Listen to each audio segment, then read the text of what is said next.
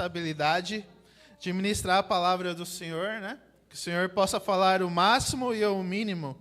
E o tema da nossa mensagem hoje é: Deus é especialista em reconstruindo os muros de Jerusalém. Então, quando nós falamos em reconstruir os muros de Jerusalém, já vem aí um personagem na nossa mente, né? Aqueles que já estudaram um pouco sobre o assunto. Quem vem à mente? Neemias, né?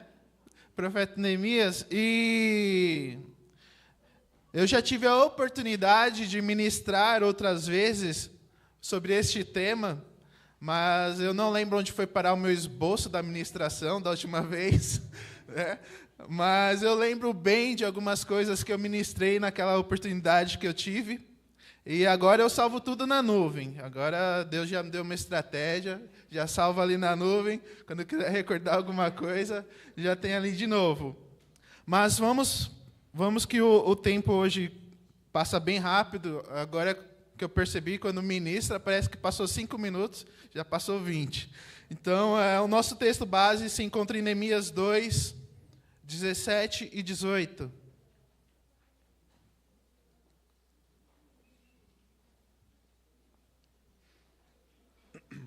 Nos diz a palavra do Senhor: Então lhes disse: Estais vendo a miséria em que estamos, Jerusalém assolada e as suas portas queimadas.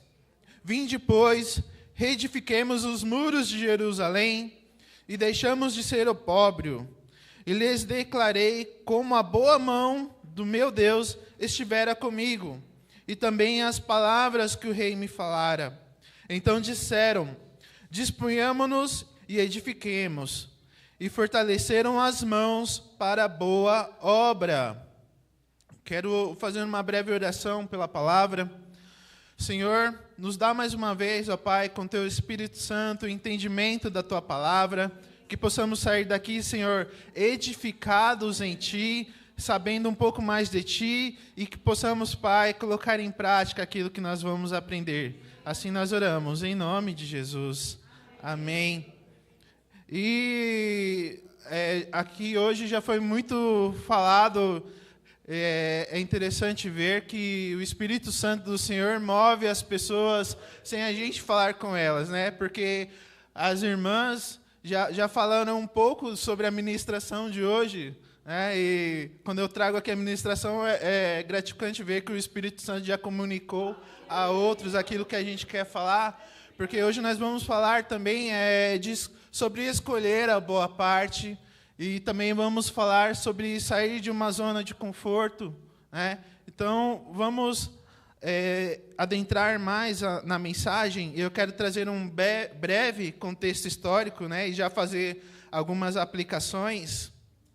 O panorama contextual, né, do livro de Neemias, no capítulo 1, ele já nos dá ali um bom panorama contextual do que estava acontecendo. Então, vamos ler do capítulo 1, do 1 ao 4. Nos diz a palavra: As palavras de Neemias, filho de Acalias, no mês de Quiliseu, no ano 20º, estando eu na cidade de Suzã. Veio Hanani, um de meus irmãos, com alguns de Judá. Então lhes perguntei pelos judeus que escaparam e que não foram levados para o exílio, e acerca de Jerusalém. Disseram-me: os restantes que não foram levados para o exílio e se acham lá na província, estão em grande miséria e desprezo. Os muros de Jerusalém estão derrubados e suas portas queimadas. Tendo eu ouvido essas palavras, assentei-me e chorei, e lamentei por alguns dias. E estive jejuando e orando perante o Deus dos céus. Então, esses versículos já nos dão um panorama do contexto que estava acontecendo ali na época. A cidade de Jerusalém, que é a cidade mais importante judaica, havia sido destruída e queimada pelos babilônios no ano 586 a.C. E esse evento catastrófico, né, resultou ali no exílio do povo de Israel. Centenas de anos se passaram, e mesmo após alguns retornos de alguns grupos exilados, sob a liderança de Zorobabel, que reconstruiu o templo. Então vamos lá, Zorobabel reconstruiu o templo em Jerusalém, e Esdras restaurou a lei. Porém, os muros da cidade ainda permaneciam em ruínas.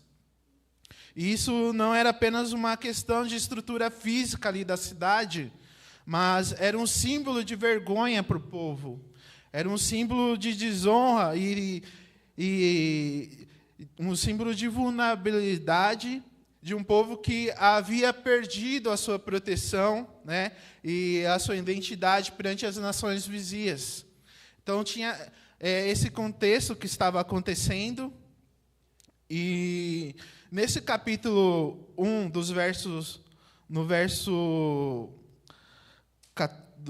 capítulo 1, do verso 1 ao 4, nós já podemos notar algumas coisas importantes, né? Porque quando nós vamos estudar a palavra, às vezes é um detalhe que nos chama a atenção, é um detalhe que o Espírito Santo comunica. E nesse primeiro texto que nós lemos, tem alguns detalhes ali que nos trazem verdades importantes. O primeiro detalhe é uma compaixão verdadeira, né? A dor do outro moveu Neemias, né? Porque Neemias estava no palácio do rei, era copeiro do rei, estava ali vivendo uma vida confortável, mas quando ele soube dos seus irmãos, como ele soube da cidade em ruínas, aquilo o comoveu, né, por uma compaixão verdadeira, né? Então, isso nos ensina que nós devemos, não podemos ser indiferentes à dor do outro, né? Nós estamos bem alimentados, bem vestidos, mas como o outro está, né? Então, é importante se colocar no lugar do outro, colocar a sua compaixão, ter misericórdia do outro. Isso nós podemos ver em Neemias, né? Então, se eu não estou bem, nada está bem. Então, se o outro não está bem, nada está bem, né? Então, nós somos ensinados que devemos ter compaixão e misericórdia uns pelos outros. Amém? Outro ponto importante, logo nesse capítulo 1, é que nos fala sobre jejum e oração. É interessante que Neemias ele chorou, ele lamentou, mas ele entendeu que o choro isolado não mudaria as coisas. Ele entendeu que só ficar chorando e lamentando por aquilo que aconteceu não mudaria nada. Então, o que ele fez? Ele foi e fez jejum e oração, irmãos. Então, às vezes nós passamos por situações difíceis, né? Todos nós passamos, todos nós temos nossas lutas, mas ficar prostrado diante dos problemas não resolve, irmãos. O problema continua. Então, nós temos que ter uma atitude de fé, temos que ter jejum e oração, né? Para Deus mudar as circunstâncias, para Deus trazer uma mudança real, né? Então, o acesso é pela oração e consagração, né? Não adianta só parar de comer, ficar isolado com o problema lá. Não, nós temos que ter uma atitude diante das circunstâncias, uma atitude diante dos problemas. Amém? Então, vamos agora para o capítulo 2, onde se encontra o nosso texto base, né? E interessante que, quando eu ministrei da outra vez, eu falei isso aqui também, que nesse capítulo 2, nós temos a oração mais rápida de toda a Bíblia, né? A última vez que eu ministrei no domingo, eu falei sobre a oração de sacerdotal de Jesus, uma oração que é um pouco extensa, mas aqui a oração de Neemias é um piscar de olhos, né? E interessante que Deus responde mesmo assim. Glória ao Senhor. Nos diz a palavra em Neemias 2, 4 e 6.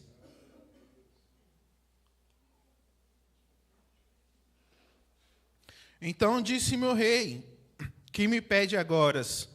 Então orei ao Deus dos céus, e disse ao rei, se é do agrado do rei, e se teu servo acha mercê em tua presença, peço-me que me envies ajudar a cidade dos sepulcros de meus pais, para que eu a reedifique. E então o rei, estando a rainha assentada junto dele, me disse: quando durará a tua ausência? Quando voltarás? Aprove ao rei enviar-me, e marquei certo prazo. Então, como eu já disse, é um fato bem curioso, que essa oração bem rápida de Neemias, ali antes de falar com o rei, já estando ali, né?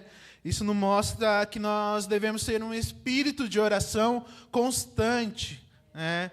Tá indo para o trabalho, está no trabalho, está indo estudar, em algum lugar, esteja em espírito de oração constante, irmãos, porque Deus responde. O Senhor está conosco todo o tempo, e mesmo antes de nós pedirmos, Deus já sabe o que nós vamos pedir, e Ele responde, irmãos. Então, isso nos mostra que nós devemos estar vigilantes com um espírito constante de oração.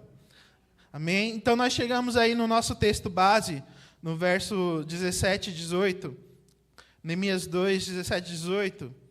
Vou ler mais uma vez. Então, lhes disse: estai vendo a miséria em que estamos, em Jerusalém assolada, e as portas queimadas. Vinde, pois, reedifiquemos os muros de Jerusalém e deixamos de ser opróbrio. E lhes declarei como a boa mão de Deus estivera comigo, e também as palavras que o rei me falara. Então disseram: disponhamos-nos e edifiquemos, e fortaleceram as mãos para a boa obra. Glória a Deus. Nós temos aqui algumas lições práticas, irmãos, que nós podemos trazer para nós hoje. Primeira, Neemias foi um bom líder. E então, nós devemos ter exemplos de bons líderes. E aqui é o exemplo de um bom líder, irmãos. Porque se nós lermos ali o capítulo 2, ele teve algumas estratégias antes de comunicar ao povo o que ele estava fazendo ali, o que ele estava planejando ali, né? Então, e ele buscou fazer em Deus o que Deus tinha colocado em seu coração para fazer ali. Então, como um bom líder, deve ter estratégias para aquilo que deve ser alcançado, né? E deve ser buscado em Deus o como fazer, quando fazer.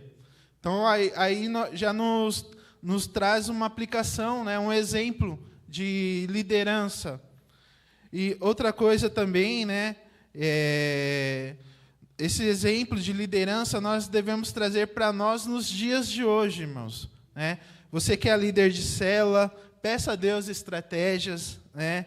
Principalmente os pastores devem buscar em Deus estratégias para como fazer para alcançar determinado alvo, né? Então nós temos aí um exemplo prático de estratégia e liderança. Agora, algo muito importante, irmãos, Neemias não teve apenas uma compaixão verdadeira pelos seus irmãos que estavam lá na cidade desolada, mas ele foi além. Ele não se conformou com aquela situação. Não foi apenas uma questão de, meus irmãos estão lá sofrendo, coitados. Não, ele não se conformou com aquela situação, né? Ele viu que era preciso reconstruir os muros e avançou porque Deus estava com ele. E assim ele também animou o povo a junto reconstruírem os muros. E agora eu quero trazer uma aplicação mais pessoal, né, para cada um de nós, e cada um examine a si mesmo, né? Há tantas áreas da nossa vida que precisam ser reconstruídas, irmãos. Não é verdade? Sonhos que foram deixados para trás, projetos que foram abandonados, serviço ao Senhor que já não é mais o mesmo como era algum tempo atrás, né? Às vezes parece que estão fazendo só as coisas por obrigação, né?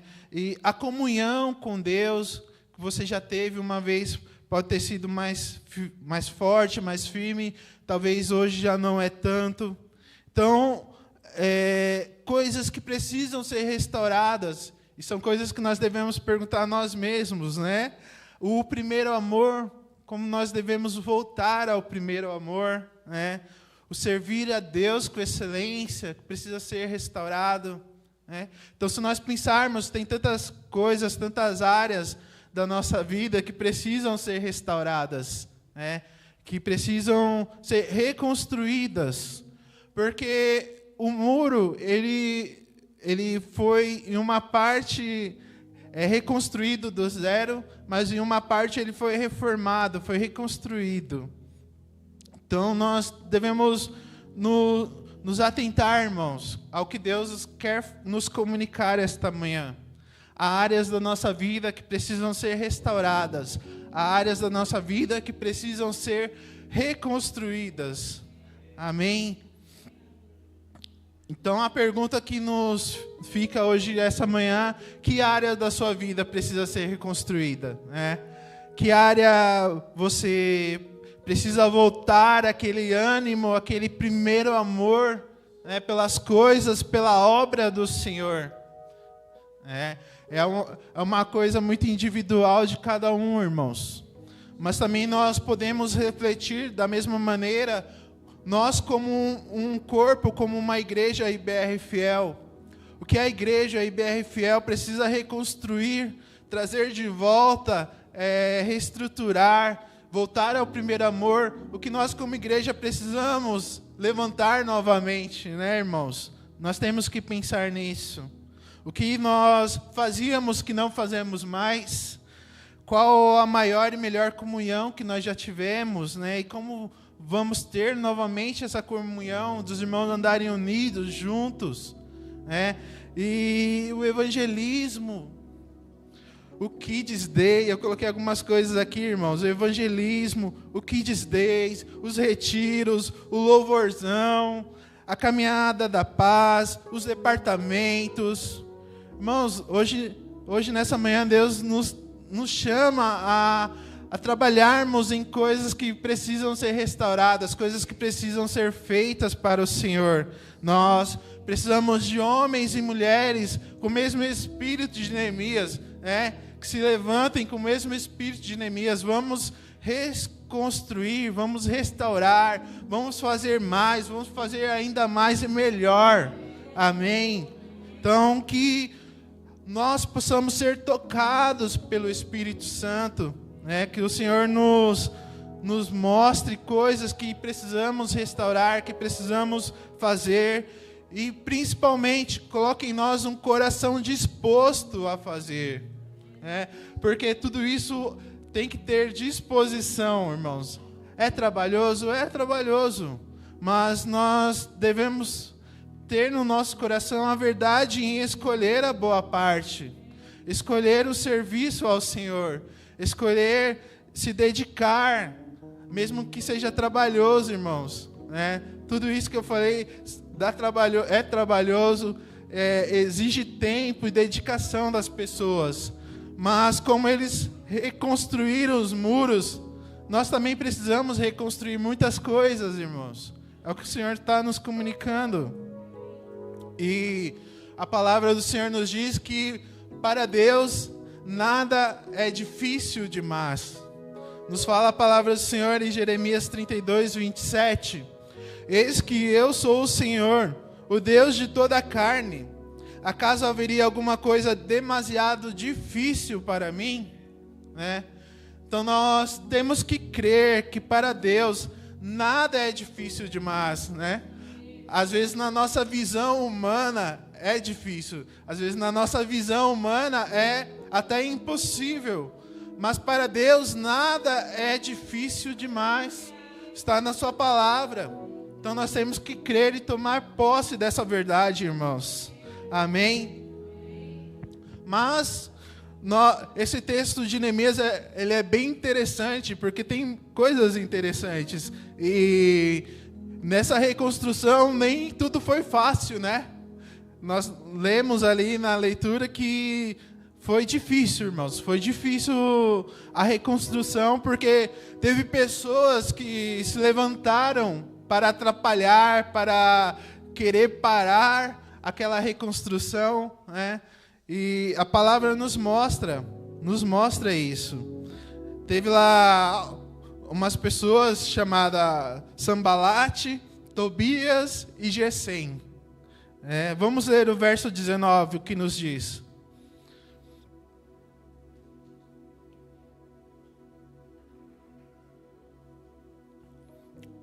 Porém Sambalate, o Eronita, e Tobias, o servo amonita, e Gesem, o arábio, quando o souberam, zombaram de nós e nos desprezaram e disseram: que é isso que fazeis? Quereis rebelar-vos contra o rei?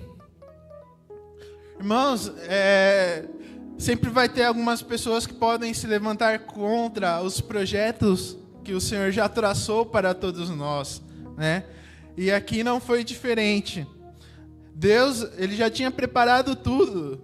Já tinha preparado tudo para fazer aquela obra, porque a obra foi do Senhor, né? Neemias foi apenas um instrumento ali do Senhor, mas já estava no coração do Senhor reconstruir aqueles muros. E se levantaram essas pessoas contra. E elas não pararam por aí, nós vamos ver mais à frente. Mas o que eu quero trazer aqui esta manhã, irmãos, se possível, esteja apoiando os projetos, né? Esteja apoiando, trabalhando para o Senhor, fazendo as coisas acontecerem, juntamente com os pastores, com os líderes, né? Que fazem em prol da igreja, fazem em prol do reino, né? Então o Senhor nos chama a cooperarmos com os seus projetos, a cooperarmos com aquilo que Ele está fazendo no nosso meio. Amém? Mas nós sabemos que um grande problema hoje, nos tempos atuais, é a falta de tempo, né? Então, as pessoas, uma grande queixa é: não posso fazer porque eu não tenho tempo. Eu estou muito ocupado com isso, ou muito ocupado com aquilo, é trabalho, é escola, e é tempo para passar o tempo nas redes sociais. Então, é aí uma questão de escolhas de prioridades, né? Quando nós cantamos que nós escolhemos a boa parte, nós queremos dizer que nós escolhemos servir ao Senhor, nós escolhemos estar aos pés de Jesus, fazendo a sua vontade, né? Então, cada um examine a si mesmo, né, irmãos? Quanto tempo você tem se dedicado ao Senhor? Quanto tempo você está disposto ao serviço do Senhor, né? Porque trabalho não falta, irmãos. Trabalho para o Senhor não falta, né? Então, nós devemos examinarmos a nós mesmos, e nós devemos ter tempo para Deus, tempo para orar, temos tempo para estar juntos, para fazer uma boa obra, né? Então nós devemos nos indagar qual tem sido a minha e qual tem sido a sua resposta a respeito disso, né? Para finalizar já a mensagem, eu quero ler só mais alguns versículos. Nos diz em Neemias 4, verso 6 ao 9.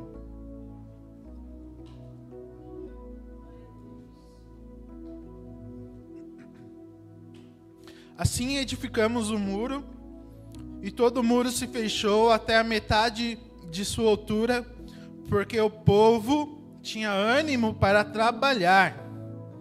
Mas ouvindo Sambalate e Tobias, os arábios, os amonitas e os asdoditas, que a reparação dos muros de Jerusalém ia avante, e que já se começavam a fechar-lhes as brechas, ficaram sobremodo irados. Ajuntaram-se todos de comum acordo para virem atacar Jerusalém e suscitar confusão ali.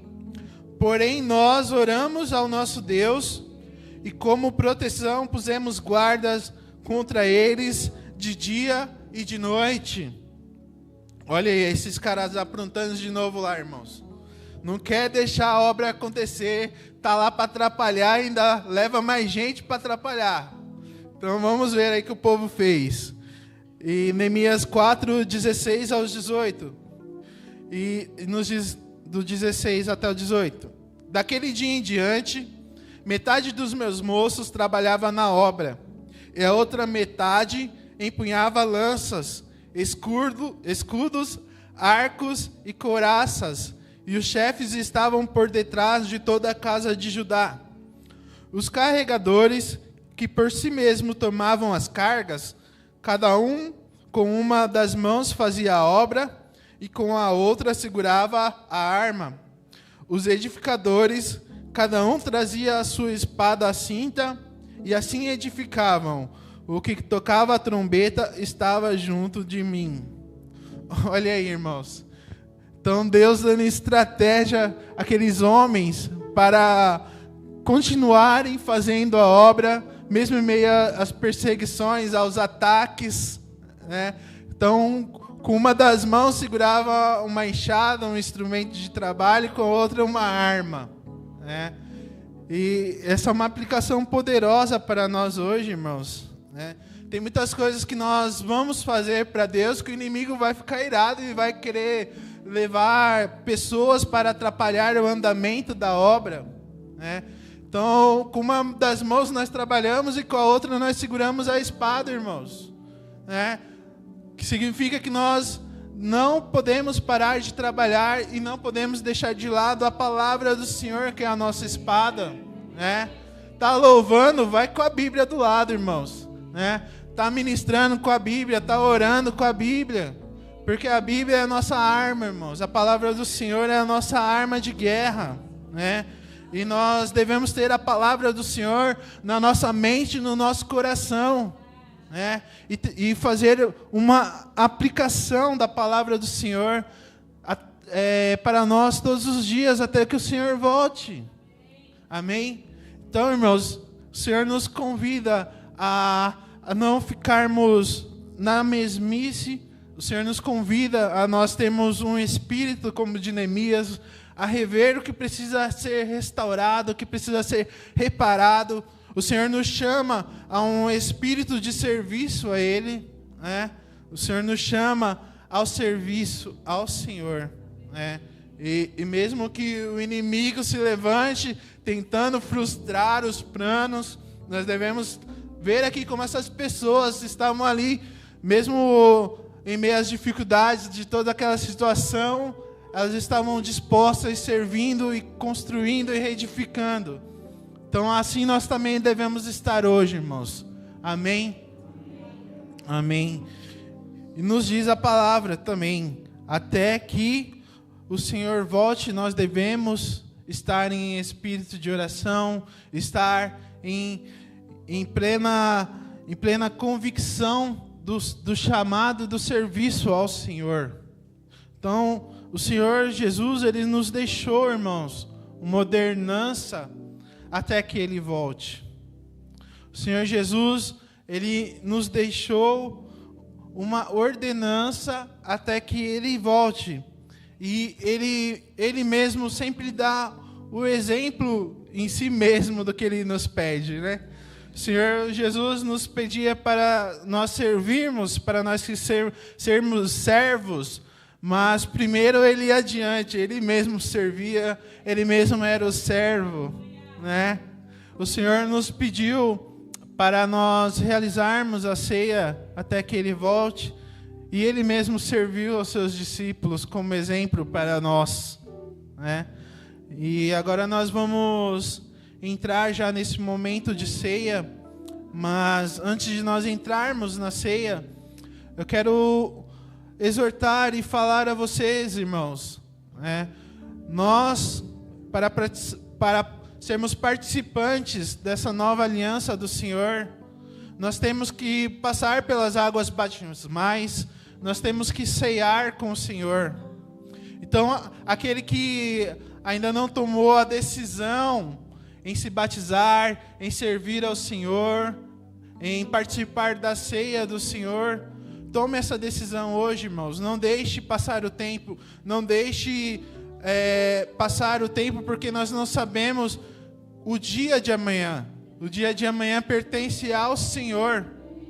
Então, você que tem a oportunidade hoje, procure os pastores, procure os diáconos, né? Olha, eu tenho um desejo de me batizar, eu tenho um desejo de servir ao Senhor, de estar firmado na casa do Senhor. Eu tenho um desejo de participar da ceia do Senhor. Porque isso, irmãos, nós estamos debaixo da graça, nós estamos debaixo de uma nova aliança. E nós precisamos participar dessa nova aliança, irmãos. Amém? Então nos diz a palavra do Senhor em Mateus 26. Mateus 26, 26 ao 28. Nos diz a palavra: enquanto comiam, tomou Jesus um pão e, abençoando, o partiu e o deu aos seus discípulos, dizendo: tomai, comei, isto é o meu corpo. A seguir tomou um cálice e, tendo dado graças, o deu aos seus discípulos, dizendo: bebei dele todos, porque isto é o meu sangue, o sangue da nova aliança, derramado em favor de muitos para a remissão de pecados. Então, nós temos aqui uma passagem do próprio Senhor Jesus nos dando exemplo, né? E eu quero trazer uma outra passagem ainda, para nos dar mais entendimento ainda sobre a ceia do Senhor, né? A qual o Senhor Jesus explica um pouco mais ainda sobre a ceia. Ele nos diz que Ele é o pão vivo que desceu do céu, né? Então nós devemos ter na nossa mente o porquê nós ceamos, o porquê nós fazemos isso até que o Senhor volte. Nos diz a palavra em João 6, 53 e 58.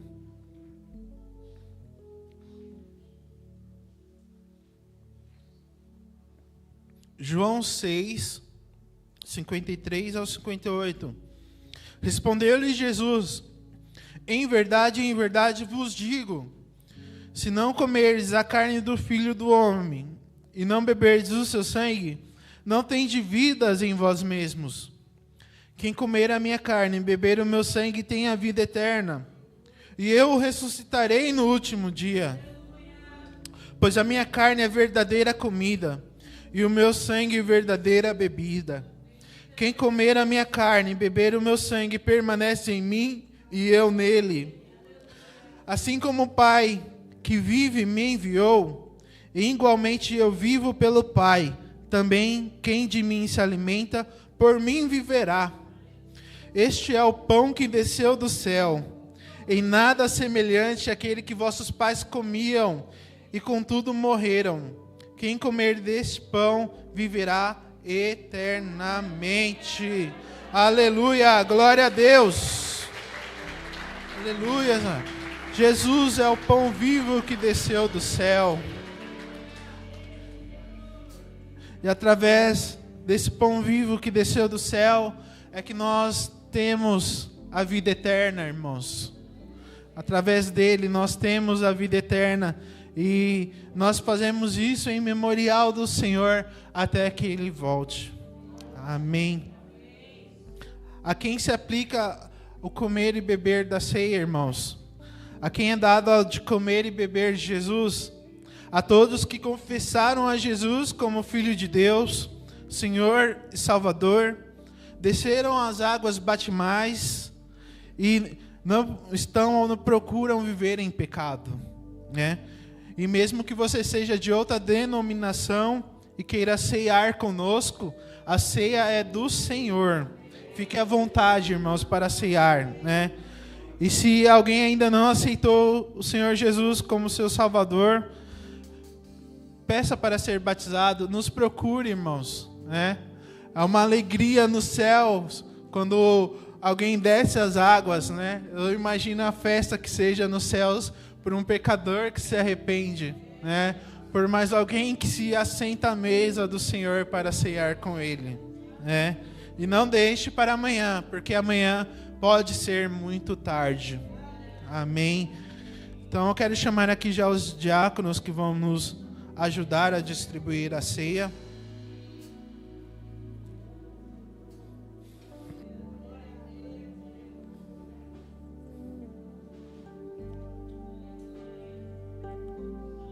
Pedir ao pastor Orlando para orar pelos elementos da ceia. Jesus, nós te louvamos pela tua vida, pelo teu sangue vertido na cruz do Calvário. E esses elementos que aqui representam o pão, representando o corpo do Senhor, o suco, representando o seu sangue vertido na cruz do Calvário, o sangue que nos purifica de todo pecado. Nós queremos declarar sobre esses elementos aqui a bênção do Senhor,